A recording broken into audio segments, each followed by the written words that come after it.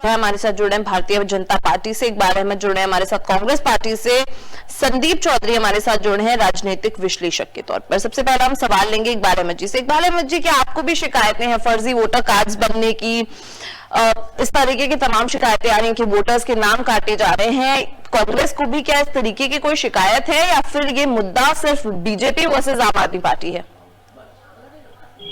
नहीं, देखिए, बीजेपी तो ये काम करती है कि अपने हिसाब से वोटरों की लिस्ट में नाम कटवाती है और नाम को कैसे बढ़ाना है कैसे घटाना है।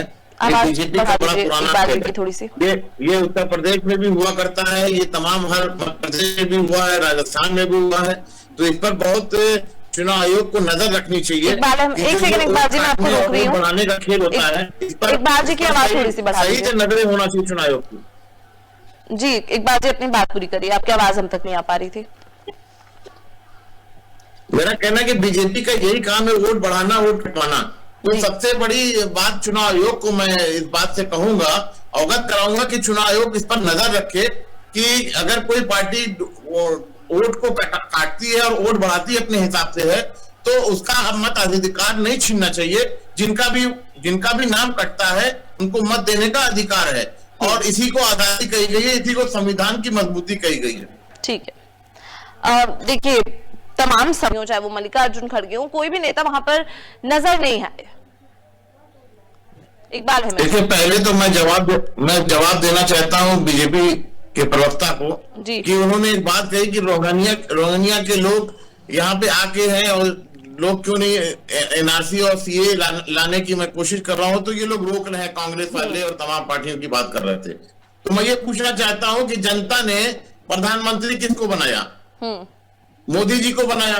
मोदी जी जब बैठे हुए हैं तो तमाम होम मिनिस्टर और ये विभाग होते हैं जो खुफिया तंत्र होते हैं जिससे पकड़े जाते हैं सरहद पे कैसे कोई घुस रहा है। तो मैं कहता हूं इनका कहने का सेंस ये है कि आप घर के बाहर चौकीदार लगा दो और अंदर चोरी हो जाए, बाद में कहो कि आप सो क्यों रहे थे, जागना चाहिए था, चोरी हो गई, आप पकड़ के देते चोर को हमको।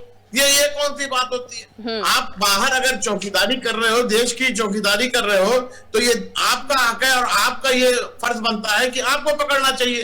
तो ये दूसरों पे इल्जाम लगाते हैं और ये ऐसा कोई काम करना चाहते हैं जिसमें लोगों के अलग अलग टुकड़े हो जाएं और ये टुकड़ा करके देश में राजनीति करना चाहते हैं। अब कुर्सी की कैसे सत्ता हासिल होता है, ये इनका काम है। ठीक है। और आपने जो कहा कि केजरीवाल जी और कांग्रेस पार्टी साथ में चुनाव नहीं लड़ रही है, तो हम शीला दीक्षित जी को याद दिलाएंगे लोगों को कि शीला दीक्षित जी ने जो कांग्रेस पार्टी की सरकार थी और शीला दीक्षित जी जब मुख्यमंत्री थी, उन्होंने दिल्ली को जो सजाया है, दिल्ली आज वही सजी हुई दिख रही है आपको। तो हम उसी बेस पे वोट मांगेंगे जनता से और जनता इस बात को जानती है कि कांग्रेस पार्टी है जो डेवलपमेंट करती है और देश को आगे बढ़ाती है और दिल्ली को आगे बढ़ाएगी। तो सबसे बड़ी बात है कि अब कांग्रेस पार्टी की तरफ जनता देख रही है। ठीक है। अब देखिए तमाम सवाल तो आप लोग खड़े कर रहे हैं, लेकिन